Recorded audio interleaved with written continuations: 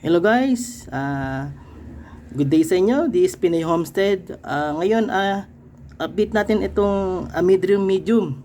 Yan, almost 1.5 months natin siyang, yung nakaraang vlog natin. Yan, after 1.5 months, ito yung kanyang status. Yan, diba, yung nakaraang vlogs natin, ito pa lang yung dahon niya. Yan, ngayon, dumami na siya. Yan, naglash na. Tapos ang kagandahan dyan, green na green yung pinakadahon niya nung una. Tsaka nakita na yung mga bilog dyan, no? Yan. Ito na yung ating update dito sa ating inaalagaang medium native dito sa Pilipinas. Yan, mga comsid, hindi ko na tinanggal itong mga dahon. Sayang, tsaka na lang pag dumabi na itong mga dahon niya. Yan, may mga bagong dahon pa dito. Siyempre may mga sisibol pa yung sa ilalim. Yan. Tapos ito yung humaba yung pinaka ano niya, tawag dito, pinaka tangkay. Yan.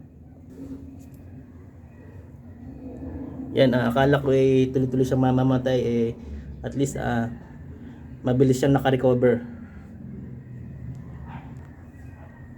Ayan mga comsit, ang kagandahan dito, hindi pati yung pinaka itsura ng dahon niya, lalaki pa to, yung pinaka matured na dahon ng medium. Hindi siya na masyadong nalalapit sa tibatib, pero parang ganoon ang itsura niya. Para magkakaroon natin ng split yung mga dahon na ito. Pero update natin kapag lumaki siya. Yung pala, ililipat din natin to. Kasi hindi pwedeng ganito yung paso niya.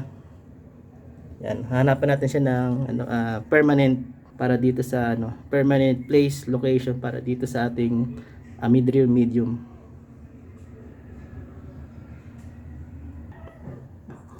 Ayan mga comsid, ito lang yung ating update dito sa ating native na halaman dito sa Pilipinas. Yan, almost 1.5 months lang natin siya, yung huli natin siyang na-vlogs.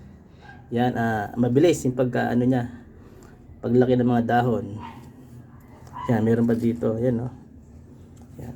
Ang paprolbahin ko lang yung permanent, kung saan siya ilalagay talaga dito sa ating tahanan.